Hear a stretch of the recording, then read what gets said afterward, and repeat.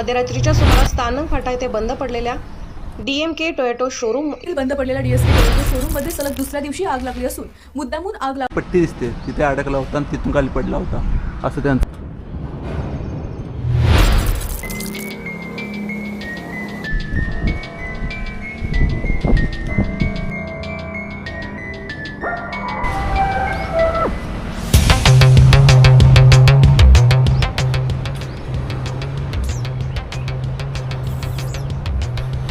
तर या शोरूमबद्दल भरपूर अशा गोष्टी पसरल्या आहेत की हे शोरूम बंद का पडलं, सुरू कधी झालं होतं आणि बंद पडल्यामागचं नेमकं कारण काय, अशा खूप गोष्टी त्या शोरूमबद्दल प्रश्न पडले आहेत. तर ते आज आपण पाहणार आहोत. तर अवस्था तुम्ही बघू शकता या शोरूमची.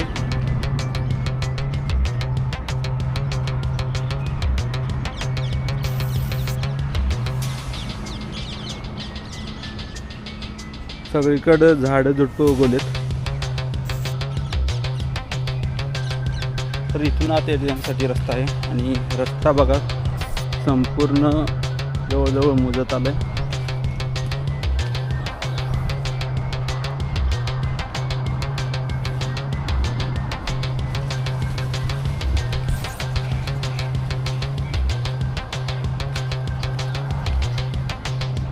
हे बघा. तर आत आल्यावर तुम्हाला इकडं लेफ्ट साईडला एक रूम दिसेल. बघा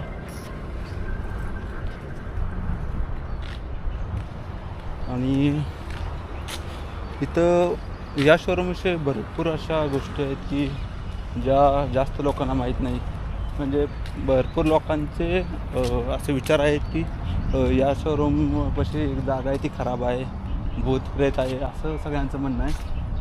आणि तेच खरं आहे का ते आज आपण बघायला आलो आहे.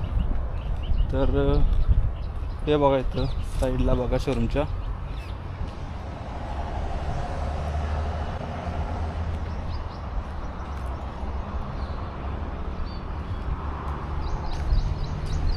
आणि हा शोरूमचा एंट्री गेट आहे, म्हणजे इथून शोरूममध्ये एंट्री होते. गेट पाठीमागे राहिलं. इथल्या काचा वगैरे सगळ्या फुटलेत. वरलं POP वगैरे सगळं खराब झालं.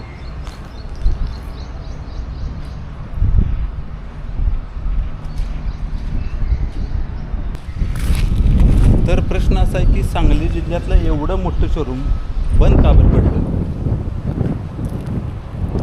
भरपूर लोकांचं म्हणणं आहे की हे शहरातून खूप बाहेर आउटसाईडला असल्यामुळे बंद पडलं. आणि भरपूर लोकांचं हे पण म्हणणं आहे की ही जागा खराब आहे आणि या जागेवर काही चांगलं होऊ शकत नाही, असं भरपूर जणांचं मत आहे. त्यामुळे बंद पडलं असं पण म्हणतात लोक. हे बघा इथल्या काचा वगैरे सगळ्या फुटलेत.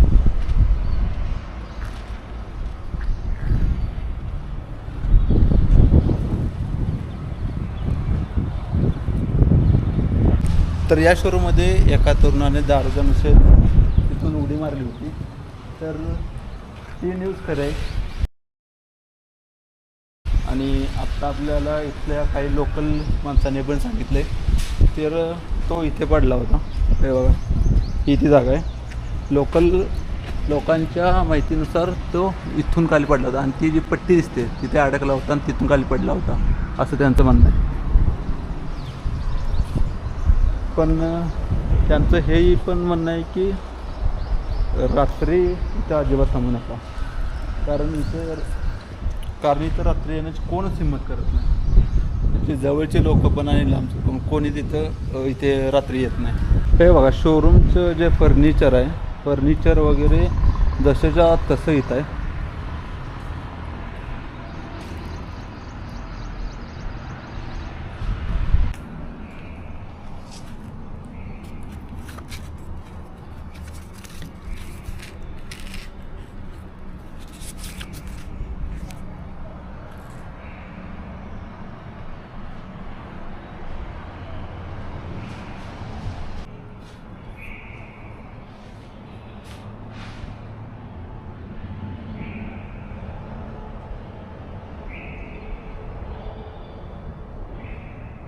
भरपूर लोकांचं असं म्हणणं आहे की ते पॅरानॉर्मल ॲक्टिव्हिटी करतात, तर मला तर इथे काहीच असं दिसत नाही की पॅरानॉर्मल ॲक्टिव्हिटी तर घडत असतील.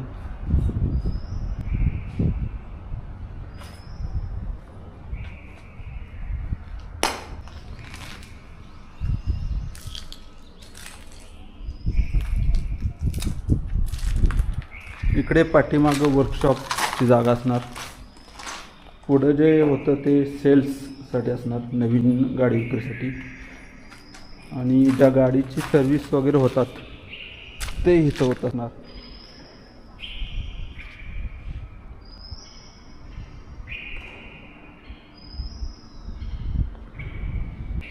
मला एक गोष्ट समजत नाही, शोरूममध्ये अशी कोणतीच गोष्ट किंवा वस्तू मला अशी दिसली नाही की ज्यामुळे भीती वाटेल. सगळं तर नॉर्मल आहे इथे.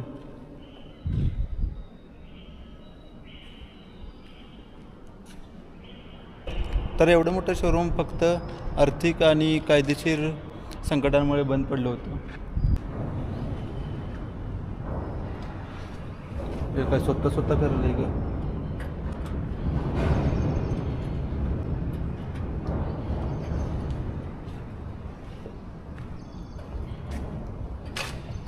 हे बघा,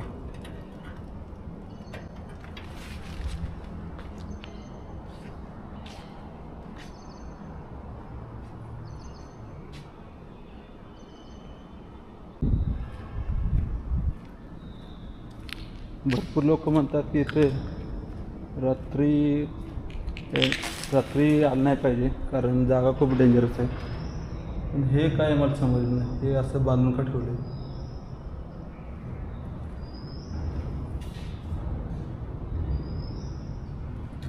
खरं सांगायचं म्हटलं तर ज्यावेळी आत ते येत होतो त्यावेळी जास्त काही भीती नाही वाटली, पण आता थोडीशी नेगेटिव्ह वाईब येते.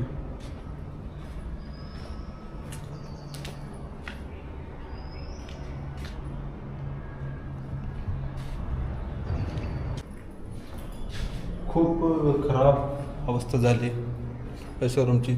एक ना एक काच फुटलेले आहे. तुम्हाला एकसुद्धा काच इथं व्यवस्थित नाही दिसणार, प्रत्येक काचा फुटलेल्या आहेत.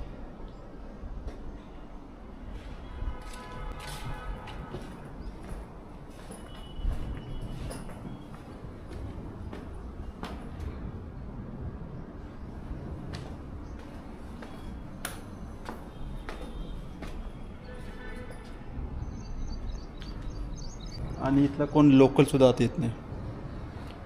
तर एवढी डेंजर जागा आहे ही.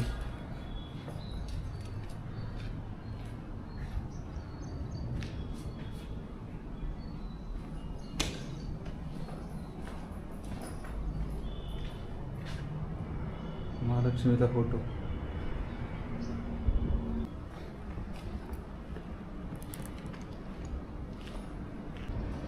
ठीक आहे, इथं कोणतरी काहीतरी जाळलं आहे. हे खूप दिवसा पाठीमागलं नाही, आत्ताची गोष्ट दिसते जाळलेला. तर ह्या शोरूमविषयी तुम्हाला अजून काही माहिती असेल तर कमेंटमध्ये नक्की सांगा. संपूर्ण शोरूम आता तुम्हाला दाखवलंय. आणि हे जे दिसतंय हे कॅन्टीन होतं या शोरूमचं.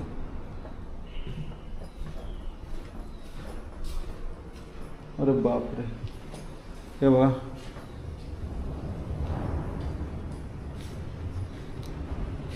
एवढं मोठं कॅन्टीन होतं या शोरूमचं. हे बघा, आणि इथून एकदा बाहेरचा नजारा बघा.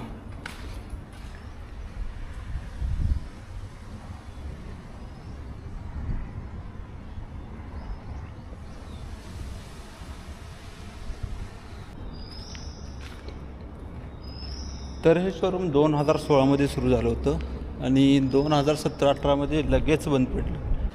एकदा पाठीमागच्या बाजूने हे शोरूम बघूया. झुडपांमुळे इथले जवळजवळ सगळे रस्ते मुजलेत.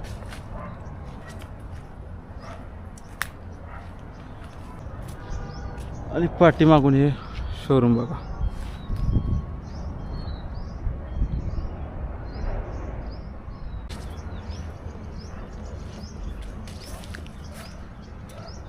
हे पाठीमागे काय आहे हे मला पण नाही माहीत. जर तुम्हाला माहिती असेल तर नक्की सांगा.